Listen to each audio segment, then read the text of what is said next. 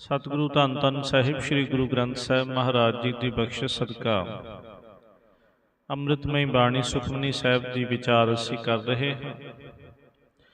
10ਵੀਂ ਅਸ਼ਟਪਦੀ ਦੀ ਵਿਚਾਰ ਪਿਛਲੇਰਿਆਂ ਦੀਵਾਨਾਂ ਤੋਂ ਚੱਲ ਰਹੀ ਹੈ ਤੇ ਅੱਜ ਅਸੀਂ ਇਸ ਦੇ ਚੌਥੇ ਪਦੇ ਦੀ ਵਿਚਾਰ ਕਰਾਂਗੇ।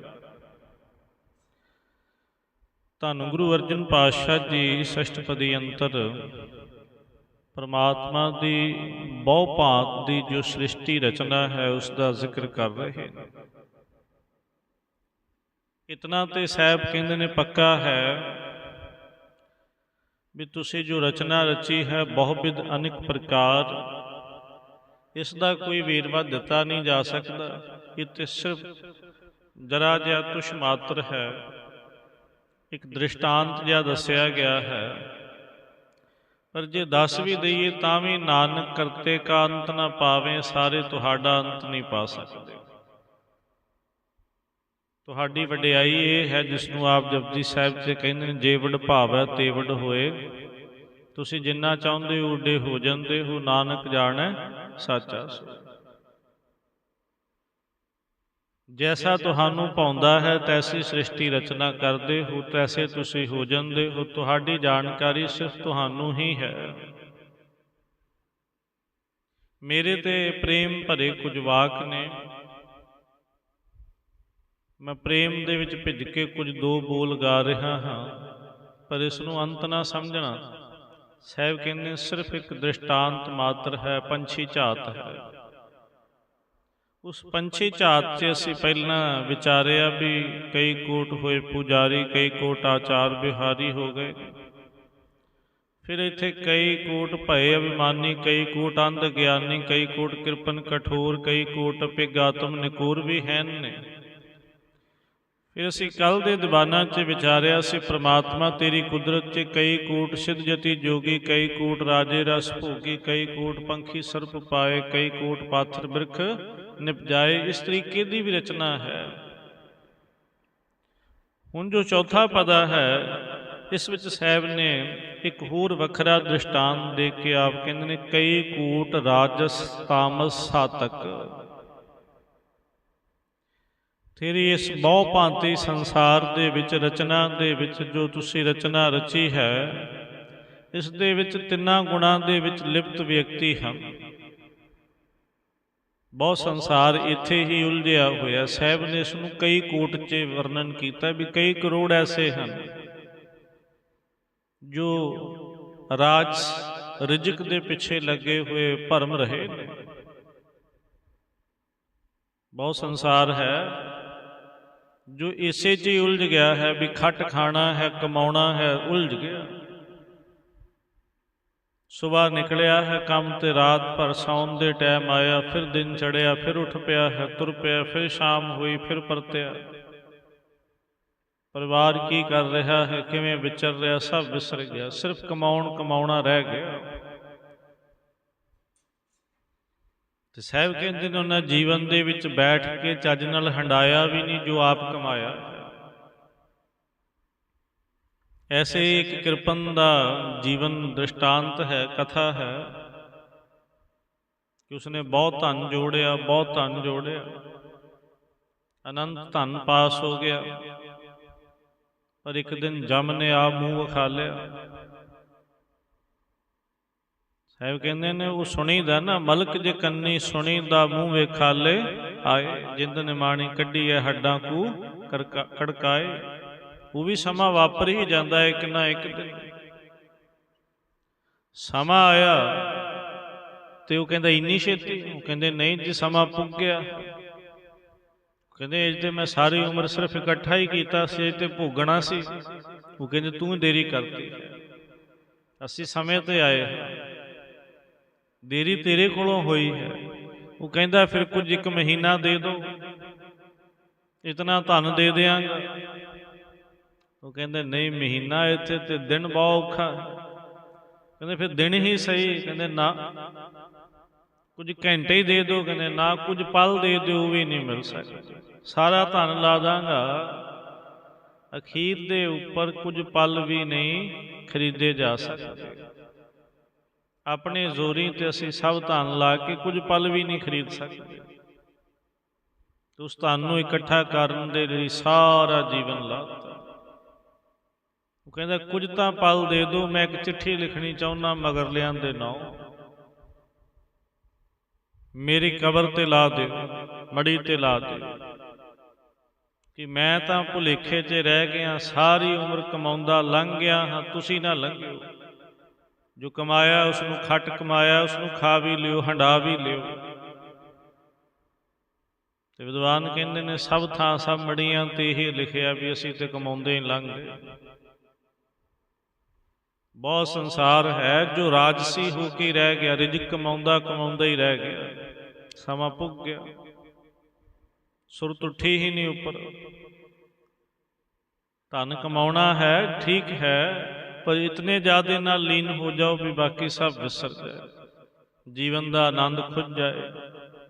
ਸਵੇਰ ਵੇਲੇ ਦੀ ਅੰਮ੍ਰਿਤ ਵੇਲੇ ਦੀ ਰੌਂ ਖੁੱਸ ਜਾਏ, ਕਦੇ ਸਵੇਰੇ ਉੱਠ ਕੇ ਦੇਖਿਆ ਹੀ ਨਹੀਂ ਡੁੱਬਦੇ ਤਾਰੇ, ਕਦੇ ਆਕਾਸ਼ ਵੱਲ ਦੇਖਿਆ ਹੀ ਨਹੀਂ, ਉਗਦੇ ਸੂਰਜ ਦੀਆਂ ਪਹਿਲੀਆਂ ਕਿਰਨਾਂ ਦੇਖੀਆਂ ਹੀ ਨਹੀਂ, ਅੰਮ੍ਰਿਤ ਵੇਲੇ ਦੀ ਮਹਿਕ ਕਦੇ ਮਾਣੀ ਨਹੀਂ, ਗੁਰੂ ਦਰਬਾਰ 'ਚ ਜੋ ਪ੍ਰਾਪਤ ਹੁੰਦੀ ਹੈ। ਸਮਾਂ ਲੰਘ ਗਿਆ। ਪ੍ਰਮਾਤਮਾ ਤੇਰੀ ਕੁਦਰਤ 'ਚ ਐਸੇ ਵੀ ਲੋਕ ਨੇ, ਤਾਮਸ ਐਸੇ ਵੀ ਨੇ ਜੋ ਤਾਮਸੀ ਨੇ, ਕ੍ਰੋਧ ਨਾਲ ਭਰੇ ਹੋਏ ਨੇ,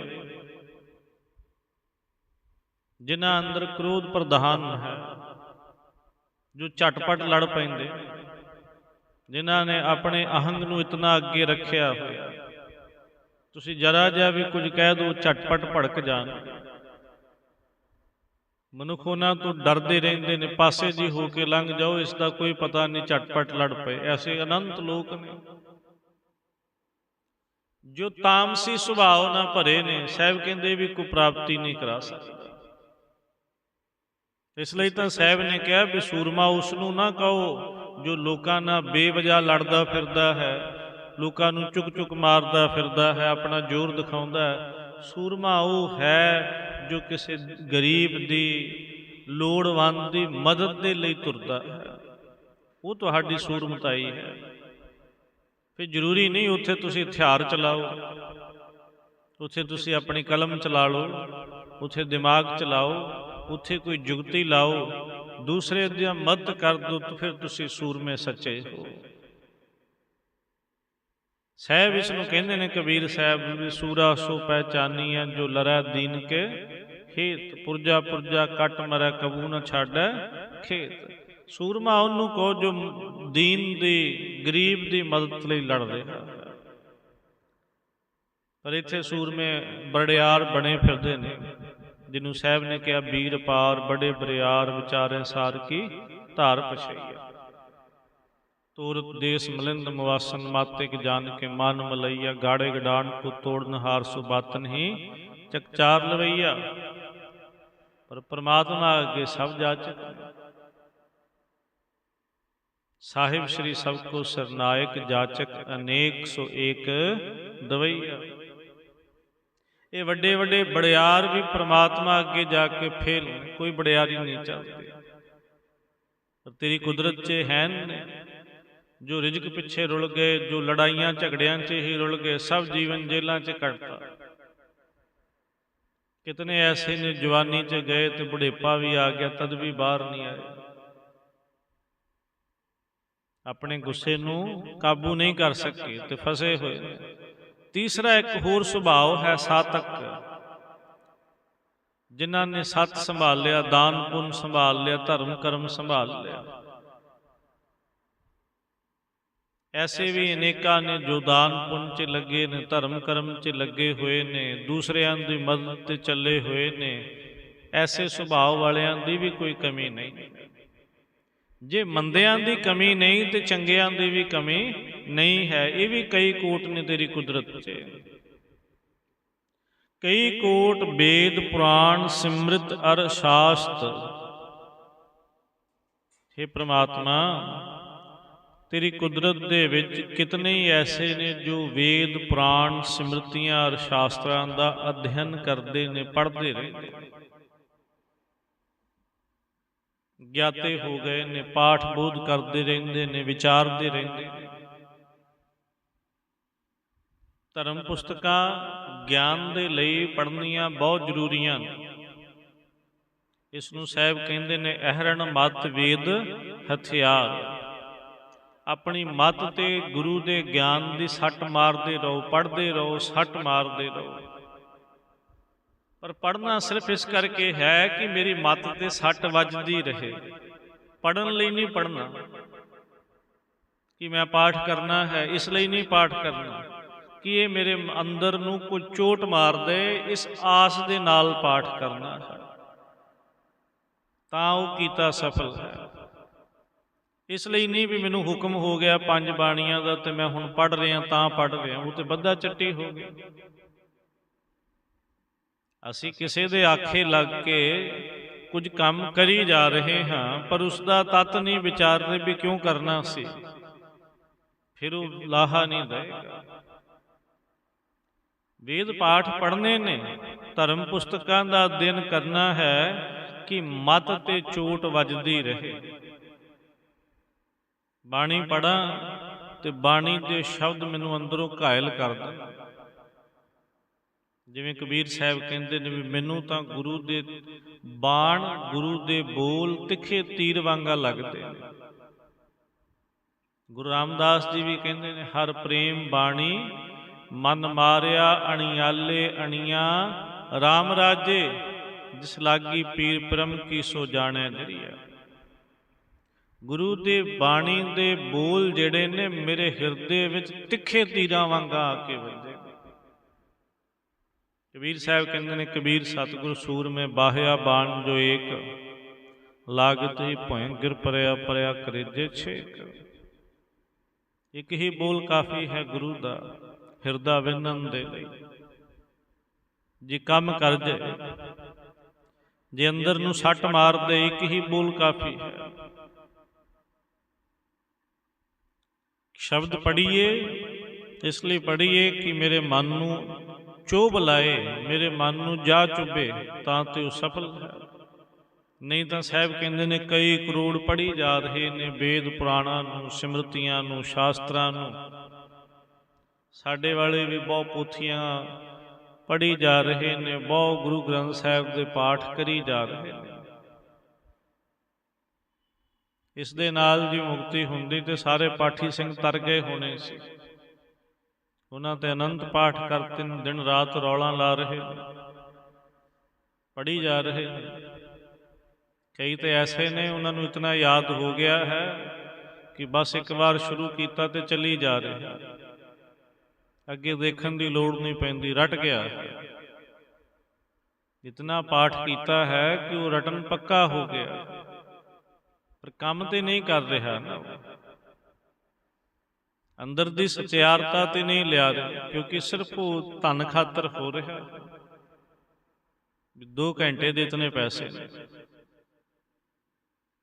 ਕੋਈ ਹੋਏ ਕਿ ਵਿੱਚੋਂ ਸਚਿਆਰ ਰੂਹ ਜੋ ਆਪਣੇ ਮਨ ਨੂੰ ਭਿਉਣ ਦਾ ਵੀ ਆਸ ਕਰਦੀ ਹੋਏ ਵੀ 2 ਘੰਟੇ ਬੈਠਾ ਹੀ ਆ ਤੇ ਕੁਝ ਖੱਟ ਲਵਾਂ,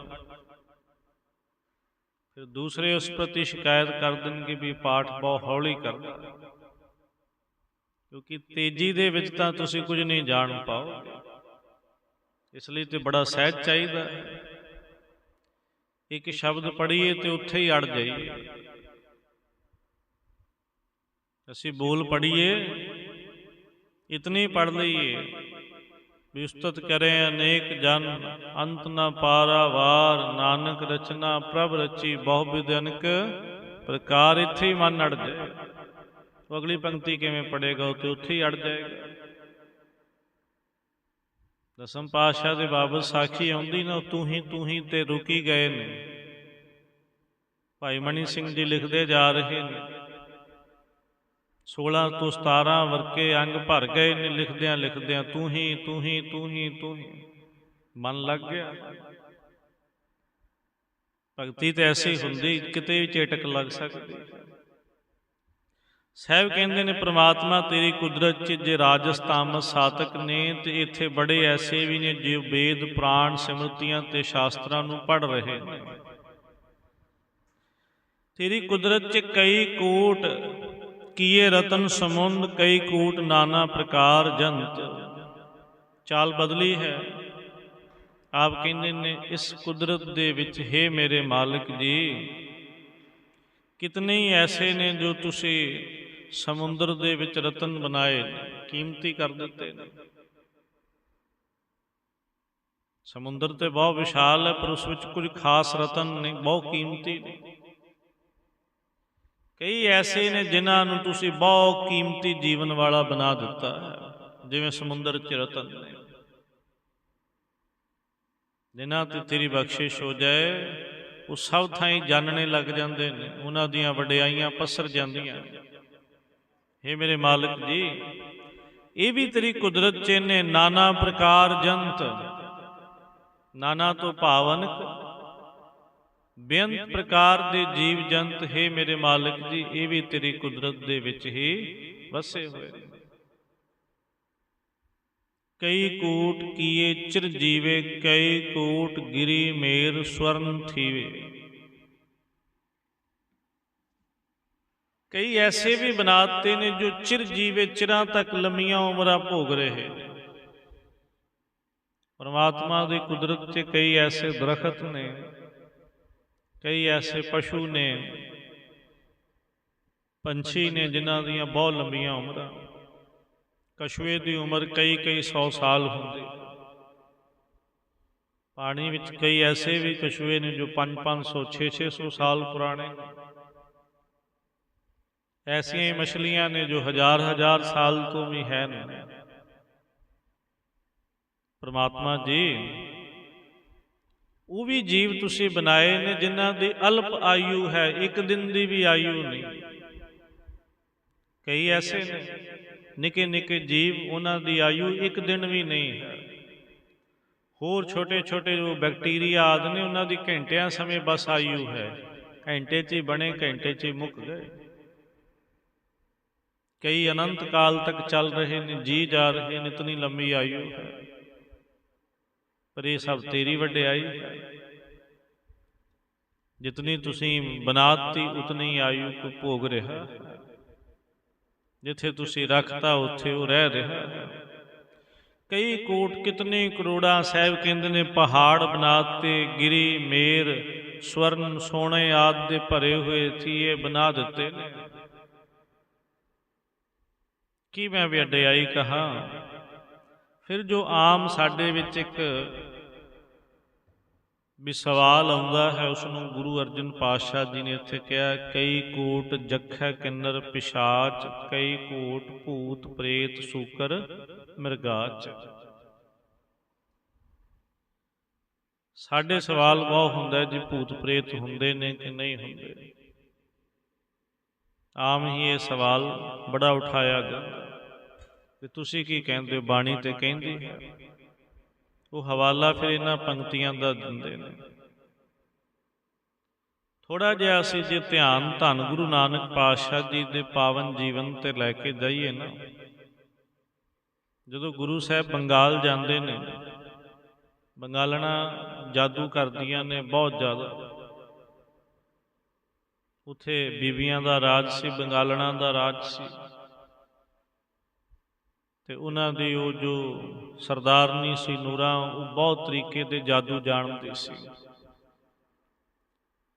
ਤੇ ਗੁਰੂ ਸਾਹਿਬ ਨੂੰ ਵਸ ਵਿੱਚ ਕਰਨ ਲਈ ਬੜਾ ਯਤਨ ਕਰਦੀ।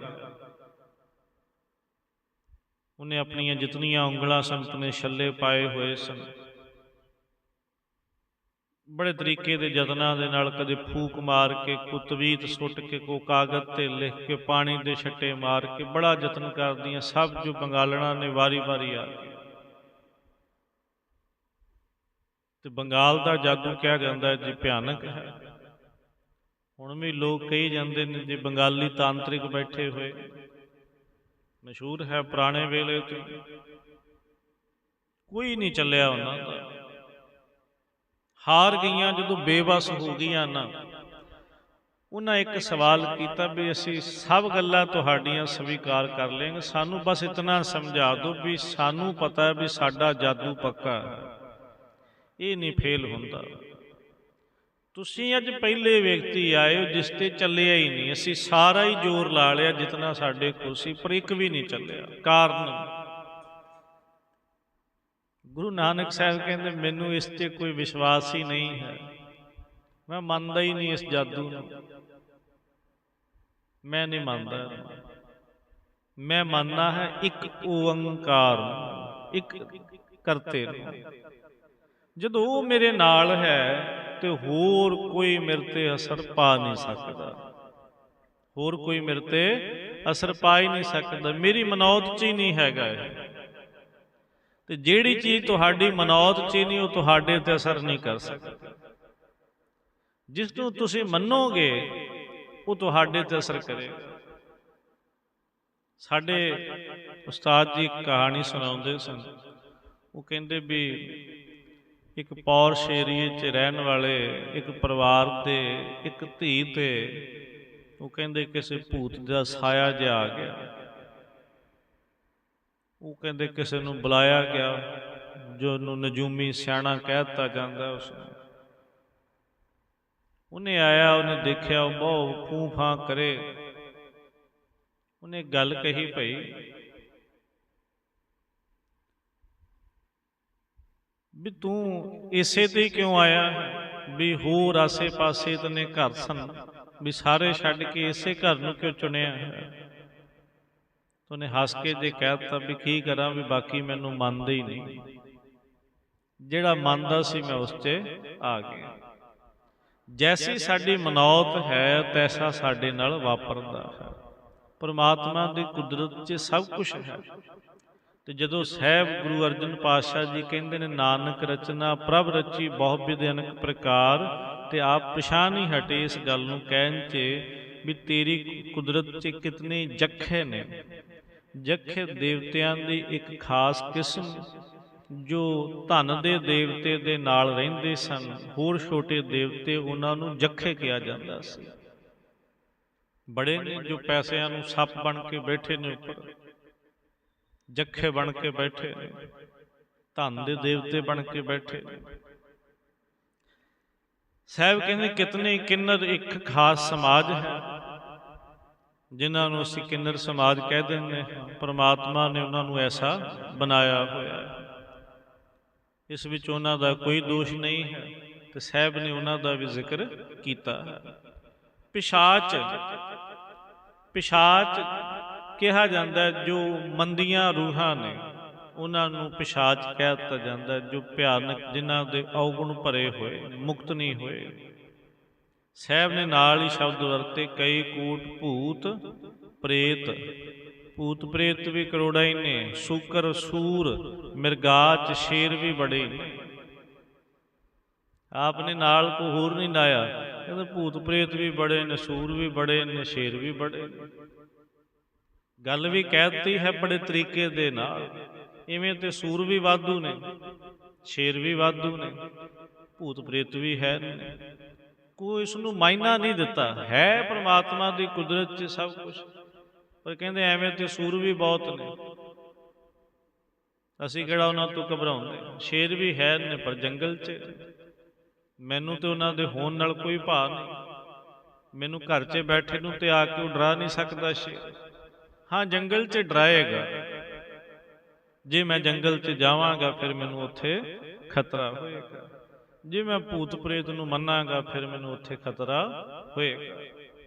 ਮੈਂ ਨਹੀਂ ਮੰਨਦਾ ਤੇ ਮੇਰੇ ਤੇ ਜੋ ਮਰਜ਼ੀ ਕੋਈ ਆ ਕੇ ਕਰਦਾ ਰਹੇ, ਮੈਨੂੰ ਇਸ ਨਾਲ ਕੋਈ ਫਰਕ ਨਹੀਂ ਪੈਂਦਾ।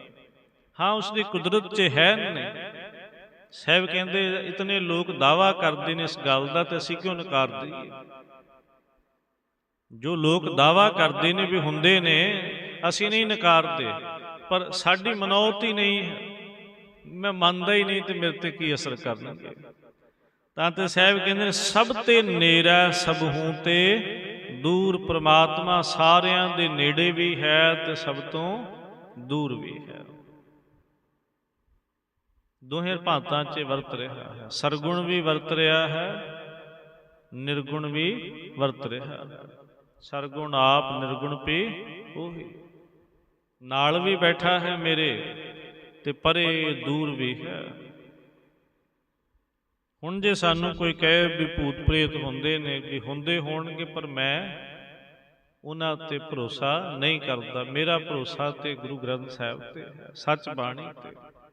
ਬਾਣੀ ਮੇਰੇ ਨਾਲ ਹੈ ਤੇ ਮੈਨੂੰ ਕਿਸੇ ਦਾ ਭੈ ਨਹੀਂ। ਨਾਨਕ ਆਪ ਅਲਿਪਤ ਰਹਿਆ, ਭਰਪੂਰ ਪ੍ਰਮਾਤਮਾ ਆਪ ਅਲਿਪਤ ਹੈ। ਉਹ ਕਿਸੇ ਨੂੰ ਛੋਂਦਾ ਨਹੀਂ, ਕਾਹੇ 'ਚ ਫਸਦਾ ਨਹੀਂ ਹੈ, ਵੱਖਰਾ ਹੈ, ਪਰ ਸਾਰਿਆਂ ਦੇ ਵਿੱਚ ਪੂਰਿਆ ਵੀ ਹੈ।